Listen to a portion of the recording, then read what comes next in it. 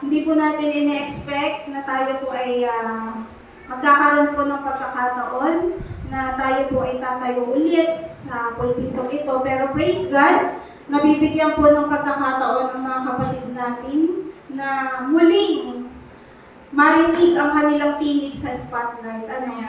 Lagi po silang nasa likod. Talagang nakakamiss po, nakakamiss makapakinig ng ating mga napakinggan ng una. Ayan. Kagabi po kami po nag-iisip kung saan po kami sisimba. Sabi ko po, doon tayo sa church hopping. Sabi naman, kasi, di ba lakas po ng ulan, akala po natin tutuloy yung bagyo. Tapos, at the same time, nag-brown out yata dito.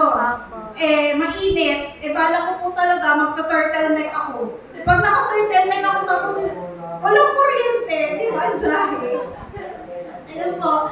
Sabi ng anak ko sa Lucena, kanina umaga po, na-late ulit kami dahil 6 o'clock na po ulit ako nakapagluto, tapos saan tayo sasamba, si Salinas, hindi pa naman namin alam kung may kuryente na. Sige, si Salinas, tara, hala, luto. Tapos kagabi po, sabi ko po sa kanila, mag-practice sa asawa ko, mag-practice tayo ng kanta, kasi baka po kantahin tayo, kasi nung last time po, sintonado po siya. Kaya medyo tuturuan ko po sana siya ng konti, kaya yun. Medyo sintonado po kasi yung asawa ko at yung anak ko. Kaya ako medyo tinitrain ko po sila sa bahay. Ano po, mga kapatid? Ang sabi po pati ng asawa ko, ako daw po hindi niya nakikitang magbasa. Magbasa po ng mga libro na kasi hindi po ako bookworm. Na parang po bang ako naumay, ng aaral. Pero pag po ako, sabi ko kay Tang, kapag walang-wala na speaker, pwede ako. Yung walang-wala ha, pero yung meron, okay lang, sige. Pero yung walang-wala, okay, papayag ako. Kasi minsan po, nagja-jogging ako, pag wala yung asawa ko, jogging sa umaga, para pagbalik, medyo, jogging. Habang nagja-jogging po ako 1 hour, meron akong mga, may nakakabit sa tenga ko, doon ako nakikinig ng mga sermons, ng mga Bible, doon. Pero pagbabasa po, talagang naumay ako, parang napagod na yung utak ko, basa na ba, hanggang po ako ay makagraduate, mag-take ng board, basang-basa, kaya medyo naumay po talaga ako magbasa. Ngayon, kinig-kinig na lang habang nag-jogging, pero pag uuwi na po yung asawa ko, hindi na ako nag-jogging, tinatamad na po ako, kaya kain-nain na lang pagdadating ng asawa ko. Ayan. Yung scripture natin, parang napakabigat pong pakinggan pag nasa Tagalog. Kaya, i-Englishin na lang natin kasi talagang parang ang bigat ng aking pala ngayon nung tinagalog ni Bea kanina. Sabi sa 2 Timothy 3:1 verse 4, "But mark this, there will be terrible times in the last days. People will be lovers of themselves, lovers of money, boastful, proud, abusive, disobedient to their parents, ungrateful, unholy, without love, unforgiving, slanderous, without control, brutal, not lovers of the good, cheaters, rash, conceited, lovers of pleasure rather than lovers of God." Ito po ang ating scripture reading ngayong umagang ito. Napakabigat po niya pakinggan pala sa Tagalog. Kaya, mga kapatid, ang title po ng aking message ngayong umagang ito, "The Unfamiliar Words in the World Today, Love and Faith." Yan. Kung iisipin po natin, mga kapatid, what if, imagine po natin na what if, pagbukas po natin ng TV, hindi na po si Alice Guo ang laman ng mga balita, hindi na po si Pastor Kibuloy ang laman ng balita. Pagkabukas natin ng TV, biglang yung newscaster sasabihin, ngayong umagang ito, ang verse na matutukian nyo ay nasa 2 Timothy 3:1-4. Yung balitang ganun, di ba po parang nakaka-rugtog ng damdamin, nakakabagabag ng damdamin kapag yun na po ang verse, or yun na po ang tatalakayin na ating mga newscaster sa mga balita sa TV. Ngayon naman po umagang ito, itong verse na ito seems to be really capture what is happening around the world today. I've been thinking about about the meaning of this verse. Kaya po, ako po isip na isip. No last time, na si Kuya Jumel din ay nagsalita, hindi rin naalis sa isip ko hanggang sa bahay, hanggang makaisang linggo nagtatanong po ako sa asawa ko, bakit ganito ba? Okay. Ganyan. Kaya, sometimes when I read an interesting story about the Rabbi of Kots, yung Rabbi, siya ay teacher. The Rabbi of Kots came across a young man who was clearly enjoying a nice meal. Yung taong yun, napadaan siya doon sa isang mama na kumakain ng masarap na pagkain. Apparently, he had caught a fish and was eating it. Doon pala, yun ay hinuli niya doon sa mismong kainan na yon, yung fish na yon, at kanyang kinakain. The rabbi said to that young man, "Why are you eating that fish?" Ang sabi ng tao dun sa young man, bakit mo kinakain yung fish na yan? Sabi. And he replied, sumagot siya, "Because I love fish." Kasi, mahal ko ang mga isda. Di ba? Yan ang sabi, I love fish. Literally, kasi mahal ko ang isda. So the rabbi said, "Oh, you love the fish? Mahal mo ang isda? So you took it out of the water, killed it, and boiled it? Mahal mo yung isda? Kinuha mo sa tubig, niluto mo, kinain mo, pinakuluan mo, or whatsoever, kung pinrito?" The young man looked at him with a puzzled look. Aba siya ay mahal ko yung isda, ay ba't mo nga baga kinuha? Ba't ko niluto? Ba't ko kinain? Literally speaking, the rabbi said to him, sabi po nung guro, "Don't tell me you love the fish. Huwag mo sabihin sa akin mahal mo yung isda, kung yan ang meaning mo ng pagmamahal. You don't love the fish, you love yourself. Mahal mo yung sarili mo. And because the fish tastes good, you took it out of the water, killed it, and boiled it. At dahil masarap yung isda, kinuha mo ito sa tubig, niluto mo, at kinain mo. That is not love," sabi ng rabbi. Hindi ito pagmamahal. Hindi ito yung tunay na pagmamahal. Ano pong tawag sa pagmamahal na yun? Ang tawag sa pagmamahal na yun ay fish love. Kaya wag po natin sabihin puppy love. That's fish love. Ano po? Since then, this expression got stuck in my mind. That is not love. It's a fish love. Kaya pag may mga kabataan tayo dyan, ay, puppy love lang yan. Ngayon, wag na natin sabihin puppy love kasi wala na yun. That's out of the context na because it's a millennial time na ngayon. Gen Z, generation, tama? Generation Z na. Hindi na po tinatawag na puppy love, it's fish love. May fish love ka na ba? May ka-fish love ka na ba, Ate Desh? Yan. So, love is a word that in our culture has lost its meaning. Ngayon pong generation na ito, nawawala na po ang tunay na context ng pagmamahal. Kaya po dun sa nakikinig kami pag nagdadrive. Sorry. Practice lang. Okay. Nakikinig kami ng radyo, nagdadrive kami. May sa 100.7, merong advertisement. What is love? Okay? Pinaliwa, di ba nakikinig ka ba? Love, yan. Love is understanding. Biglang sumingit yung asawa ko. Sabi ng asawa ko, di naman ganyan ang love. Sabi ng asawa ko, hindi mo ma-explain ang love. Tapos, medyo kinilig ako doon sa part na yun. Sabi ko, ano ba yung love? Sabi ko sa asawa ko, sabi niya, ang love daw, even the scientists cannot explain. Diba? Tama? Love, even the scientists cannot explain. Bakit nagkakaroon ng love? Ang salitang love. We pray, we use the word love for almost everything now. Ginagamit na daw po ang salitang love sa lahat po ng ating sa araw-araw nating pamumuhay. Sasabihin natin, I love my cat, I love this food, I love my kids, I love God, I love my car, I love my shampoo, without even thinking about what it really means. Hindi talaga natin alam kung ano talaga yung meaning nito. Ngayon po mga kapatid, gusto ko lang po ipabatid, hindi po tayo nagsiselebrate ng Valentine's. Gaya ng sineselebrate ng mga kapatid natin sa labas. Valentine's, tayo mga Adventist, araw-araw po tayo Hearts Day. Kaya gusto ko italakay ito sa inyo. Nowadays, people seem have no clue what love is. And many are delusioned with the notion of love. Dang. Yan si Dang talaga.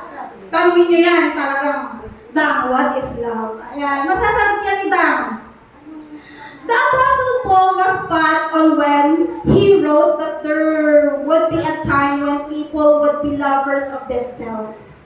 Lovers of money without love, not lovers of the good, and lovers of the pleasure. Yan, medyo na-vision na ni Apostle Paul itong mga ito.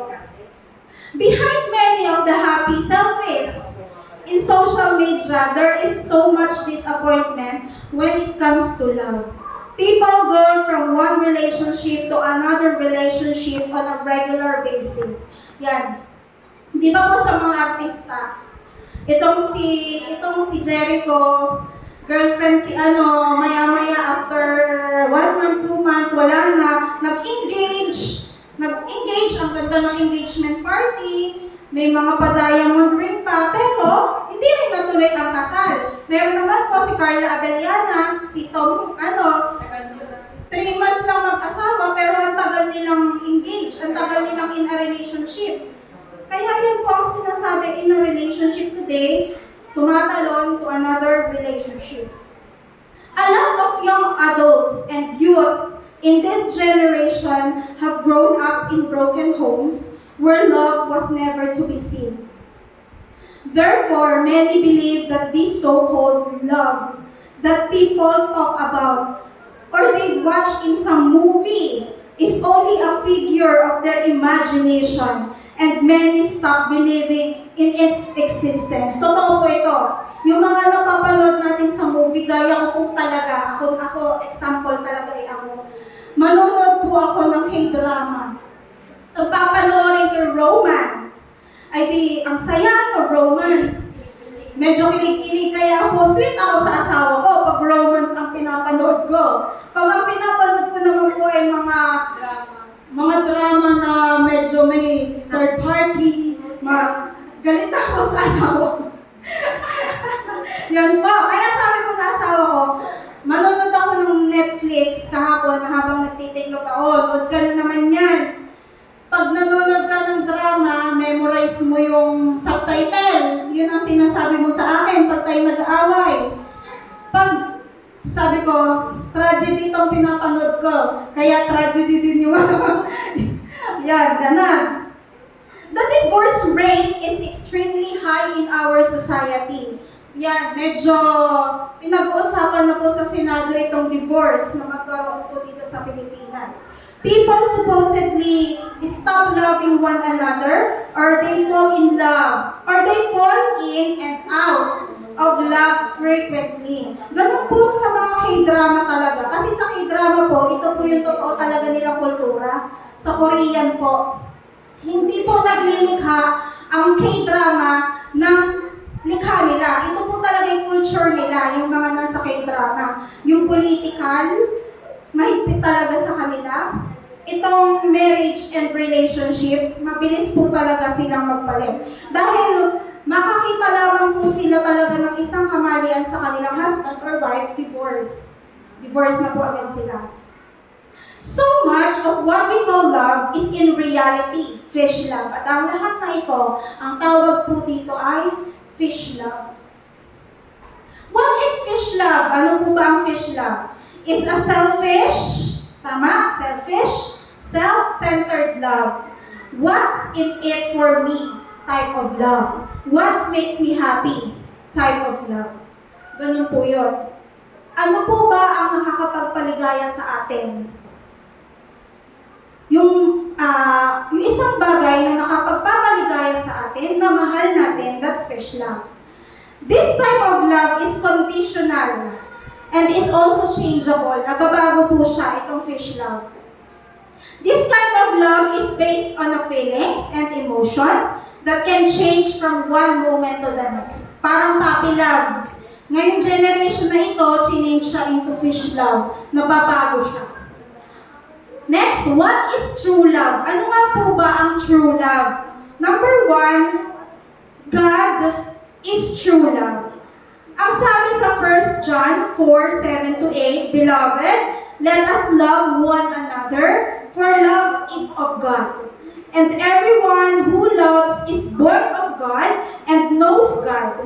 He does not love, does not know God, for God is love.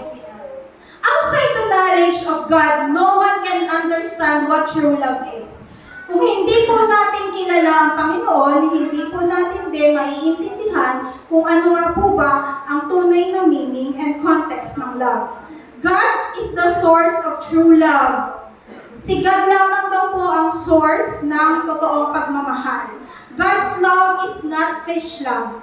Yung pagmamahal ni God sa atin ay hindi po tinatawag na fish love, kundi tinatawag na true love. Next, number 2, God loves us individually. Lahat po tayo na nandito, individually, mahal po tayo ng ating Panginoon. Kaya po ang sabi po sa narinig kong sermon, kung tayo daw po ay solo na sumisimba tuwing Sabado, at ang ating pong mga mahal sa buhay ay hindi natin madala sa church, wag daw po tayo panghinaan ng loob. Just pray. Habang nakikita nila na tayo ay sumisimba, na tayo ay nagpipray, sila po ay unti-unti rin na binibigyan ng Panginoon ng pagmamahal na ito upang sila ay makasunod din po sa atin. Kaya sabi sa Psalm 139:15-17, You watched me as I was being formed in utter seclusion, as I was woven together in the dark of the womb.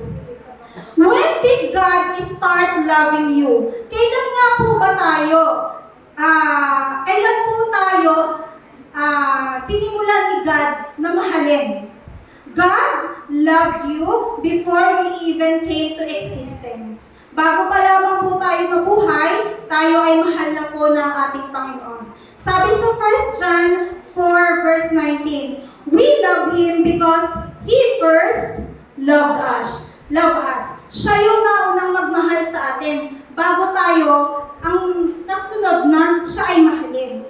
God loves us with a great passion. He love is relentless, persistent, unstoppable, never-ending, and it pursues us since the day we were born. Pinursu tayo ng Panginoon. Kaya sa mga kapatid natin na nag-a-abort, na hindi na-abort, because hindi yan na-abort. Not because hindi matapang yung ininom mong gamot. Kung hindi, yan ay pinursu ng ating Panginoon na mabuhay. Malay nyo, yung ina-abort pala ay isang piloto, isang nurse. Eh di sayang kung nawala, di ba po? To believe that God loves you has to be anchored in your heart. Establish this truth in your mind and spirit once and for all. Jesus loves you and you are valuable to Him. Sabi sa John 15:9, As the Father loved me, I also loved you. Abide in my love. Apostle Paul wrote in Romans 38-39, sinulat ni Apostle Paul, I am persuaded that neither death nor life, nor angel, nor principalities, nor power, nor things present, nor things to come, nor height, nor depth, nor any other created thing shall be able to separate us from the love of God which is in Christ Jesus our Lord. Wala daw pong anumang anghel, walang anumang kapangyarihan, walang anumang bagay ang makakapagpabago ng pagmamahal niya po sa ating Panginoon. Next, number 3. True love gives. Ang tunay na pagmamahal ay mapagbigay. God gave what was the most precious him. God gave what was the most precious to him. Ano po yung binigay ng Panginoon?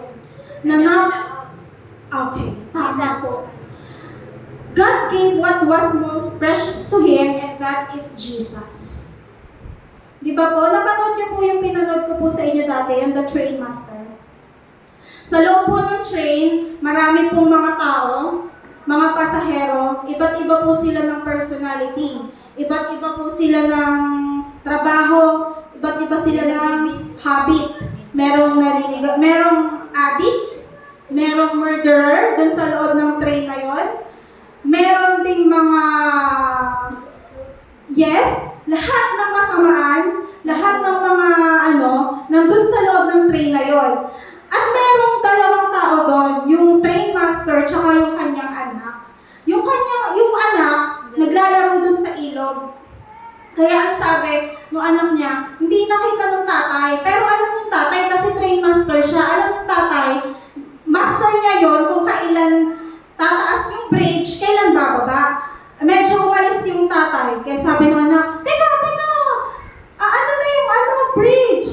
Ma-accident. Kaya yung bata pumunta dun sa ilalim ng in short, siya ay namatay. Pero, pumili yung kanyang ama kung siya yung kukunin.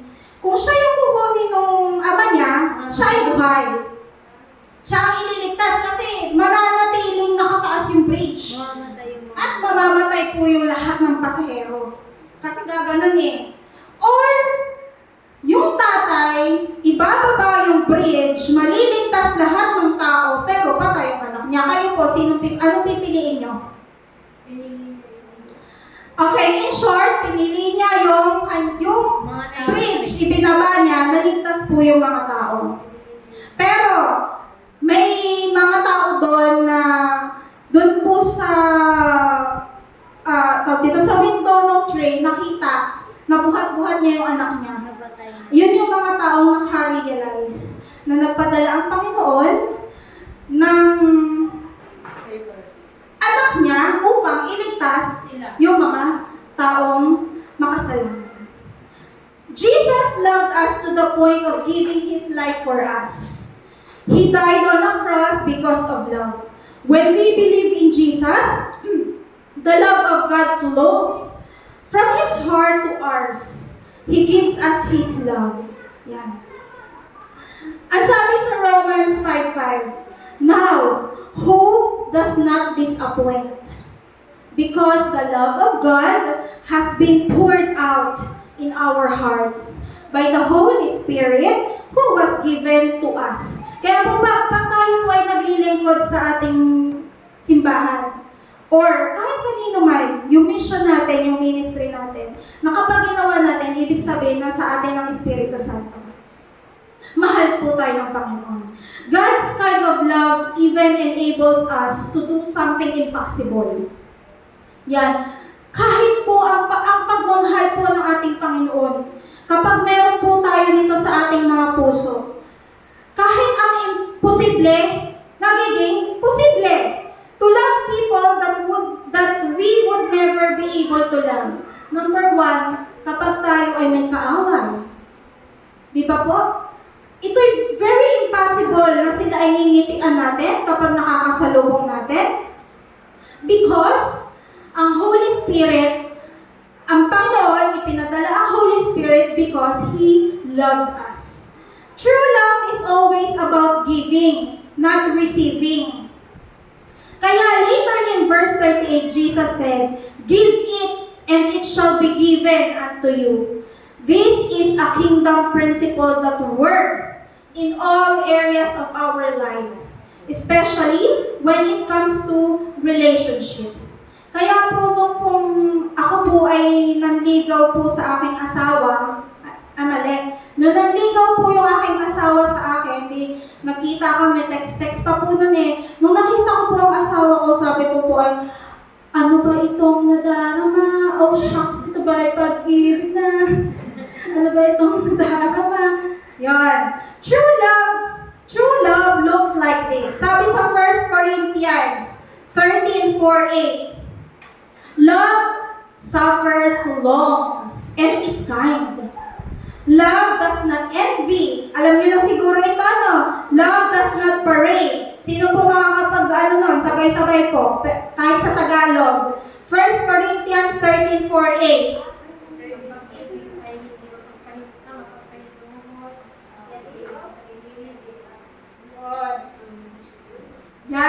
Yan po. Yes, alam na po siguro natin yan dahil lahat po tayo dito talaga ay mga Bible wizard. Except sa akin. Next, true love grows. God's love in us has the potential to keep growing in us. Sabi po sa nabasa ko, kagabi, may nabasa akong magazine na galing sa Africa. Healthy members, sa church yun ha, healthy members creates a healthy church. And healthy church grows. Yan po yung natandaan ko. Yan lang yung title ng magazine ng SDA dun sa Africa. Healthy members creates healthy church and healthy church grows. Yan. Ibig sabihin po doon, number one, mahalin din po natin ang ating physical. Tayo po ay maging healthy. Maging healthy po tayo palagi. Eat a balanced diet. Yan. Sabi sa 1 Thessalonians 3:12, and may the Lord make you increase and abound in love to one another and to all, just as we do to you. We cannot have fish love operating in our lives. Huwag po nating hayaang fish love yung manatili sa ating puso. Ano po? We need to display God's love in the way we treat one another. How we treat our family members, our spouses, our children. Kami po ng asawa ko, medyo kami minsan nag-heart-to-heart kami. Kaya sabi ko sa kanya, marami po tayong love language.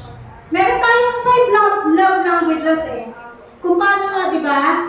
Kung paano natin ipinapakita yung love natin sa kapwa. At ako, example, ipinapakita ko, yung love language ko is by cooking. Kayo ba? Ano love language nyo? Ako cooking eh. Ibig sabihin, pag pinagluto kita ng masarap, mahal kita. Ano po? Kaya dito, nagluluto ako minsan ng masarap. Because, mahal ko kayo. Yun tayo, may mga 5 languages tayo. Yung asawa ko naman, ang love language niya is physical touch. Yung hug, kiss, mga ganyan, lalo sa mga anak namin. People out there are looking for a testimony of true love. Yan. Testimony of true love. Siguro marami pa po dito ang hindi alam kung si Tita Sally alam yan. Kung ano yung testimony ko, yung sa amin ng asawa ko. Magagalit yan mga pagdating sa... Next. Yan. And sa faith naman po, di ba po napakaganda pong aralin din natin kung ano yung tunay na meaning ng love, true love, not fish love. And when we connect it to our faith, mabilis lang po, 10 minutes lang po ito. Nakaka 6 minutes pa lang ako. Next, natawa. What are the 7 habits of a strong Christians? Di ba kapag may love na tayo, meron na tayong faith? Kasi laging magkapatid yan eh. Ang sabi, ang kapatid ng magnanakaw, ayun, in a positive side, ang kapatid po ng love ay faith. Yan. What are the 7 habits of a strong Christians? When you establish the 7 habits of a strong Christians in your life, it will keep you strong, protect you from the enemy, and catapult you to your success. The secret to your future is hidden. Hindi po natin alam ang ating future. Ano po? Sino po nakakaalam dito ng inyong future? Wala. Hidden siya. It's not hidden from you. Though, hindi nyo alam kung ano yung future nyo, pero hindi ito pinakatatago sa inyo ng Panginoon. It's hidden for you.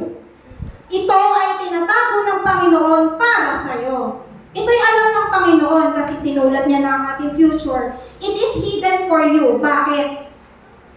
You see, your future is up to you. It's up to you. It's up to me. Choice. Yes. Choice natin. Whatever you have and whatever happens in your life isn't an accident. Hindi po ito aksidente lamang.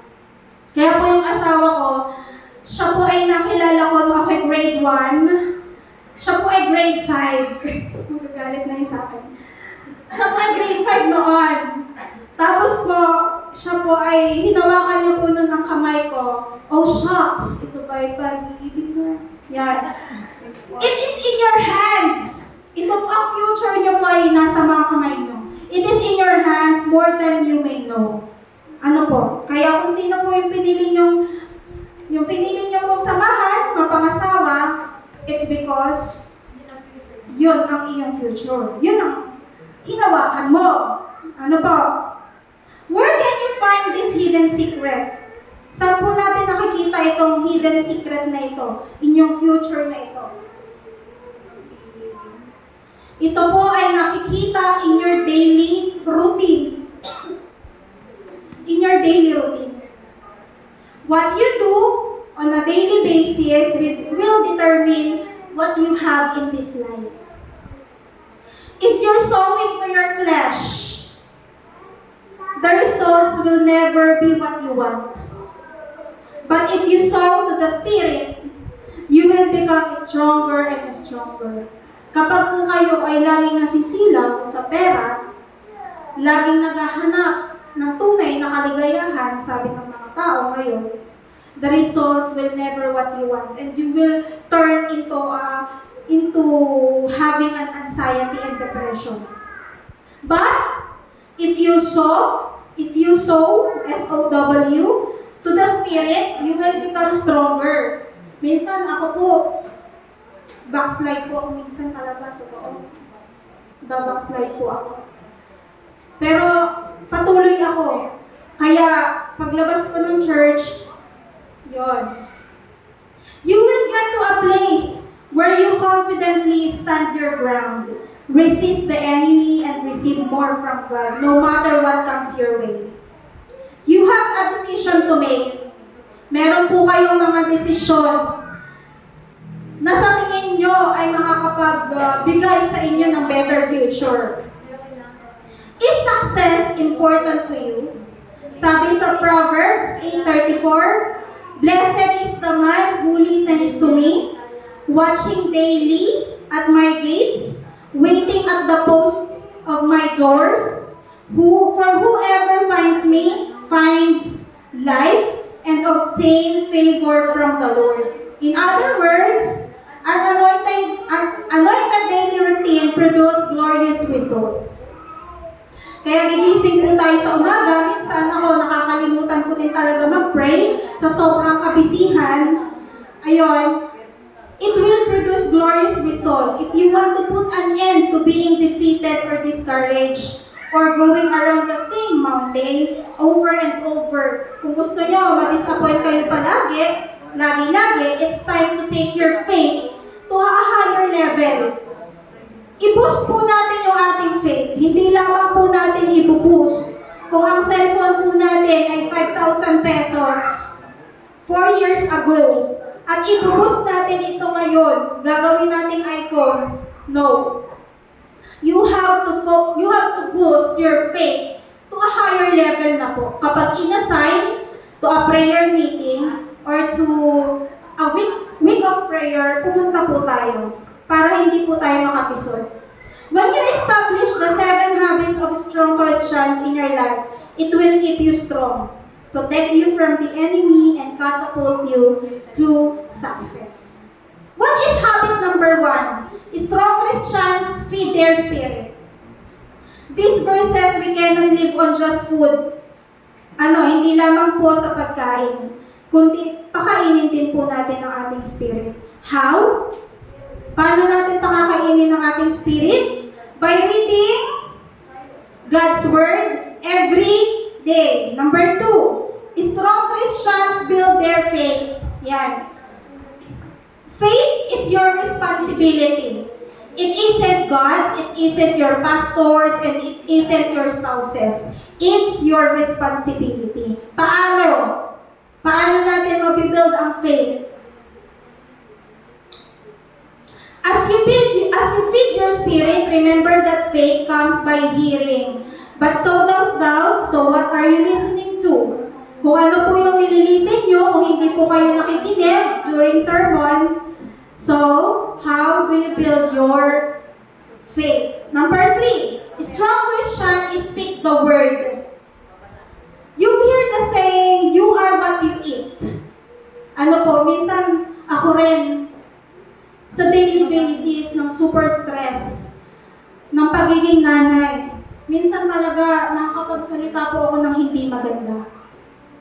Kaya strong Christian speak the word. You are what you eat. But the Bible says, in essence, you are what you speak. Ano po? Ito po ay ang sabi sa universe, you are what you eat, but in biblical form, you are what you speak. Number 4, strong Christians control their thought in life. To bring every thought into captivity, begin focusing on what you're thinking about. Kaya minsan talaga po ako, nalulos po talaga ako. So much, sobra pong nagiging bigat ng everyday. Kaya sabi po sa akin ng asawa ko, ibahin mo kasi yung iyong mentality, yung iyong, kung ano iniisip mo, yun yung mangyayari sa'yo. When your thoughts wander off to things like, you're not going to get healed, you're going to die, mamamatay ka po talaga. Kaya yung iniinom po natin na whatever we are drinking na mga meds, atin pong panampalatayahan na tayo ay gagaling. Ano po? Number 5, strong Christians anchor their heart through praise. Did you know praise is a language? Alam niyo po ba yon? Na ang praise ay isang lengguwahe? It's a language of faith, and a language of receiving. A strong Christian is fluent in praise. That's why we're called to bless the Lord at all times. Because no matter what is happening in our lives, we have countless reasons to thank Him. 6. Strong Christians pray in the Spirit. A strong Christian knows the importance of keeping his spiritual battery charged. Yeah, that's where praying and in other tongues comes in. When you pray in the Spirit, you edify yourself. And last one, strong Christians get rid of baggage. Whatever baggage you have to unweight it. That's what we are called to do in our spiritual lives too. When God told us to strip off every weight that slows us down, He was telling us to streamline our lives so we can enjoy optimum success. Kaya po ang sabi, ang barko daw po at ang tao, ang tubig, yan yung stress. Ang barko, ikaw daw yan, tao. Kapag pinapasok mo ng pinapasok ang tubig sa loob ng barko, lulubog ka po ng lulubog. Kaya ang tao, kapag na-stress ng stress, lulubog ng lulubog kapag pinapasok natin ang tubig or ang problema sa ating pag-iisip. Kaya ang lagi pong sinasabi sa atin ng ating mga pastor, love one another, and faith will come to you naturally. That's what God is saying to us. What kind of baggage are you carrying today? Ano pong klaseng bagahe ang inaangkla nyo or ang bit-bit-bit-bit nyo sa mga oras na ito? Worrying po ba? Anxiety po ba? Stress? Or fear? Pagkatakot? Maybe it's a habit of sin you haven't removed, or unforgiveness that's been festering for years. Whatever it is, make the decision to get rid of it today. It's slowing you down.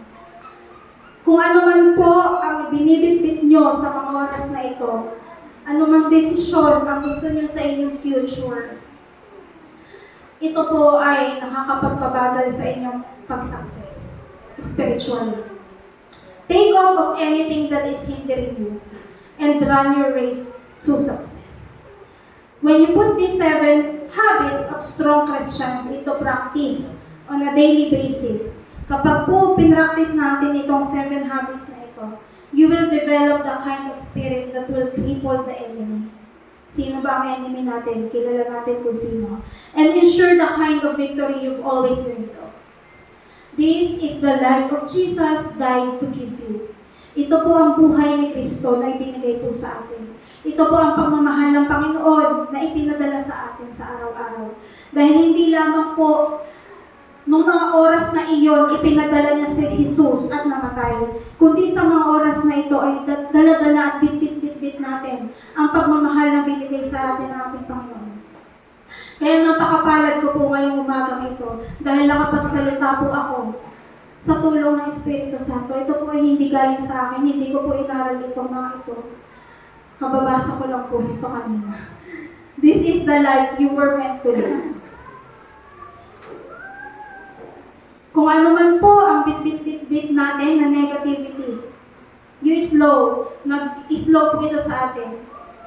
Hinahayaan niya po tayong mapunta sa totoong success at sa totoong pagmamahal ng Panginoon sa atin.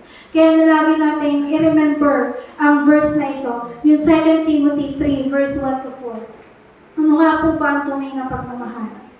Dahil ngayon, ang generation ngayon ay iba na sa generation ng 90s. Kaya po, patuloy po tayong mag-inspire ng ibang tao, ng mga kabataan. Kaya napakapalad po ng Salinas Church. May mga kabataan po tayo na kapag wala po ang ating mga leaders, sila po talaga ang willing to lead.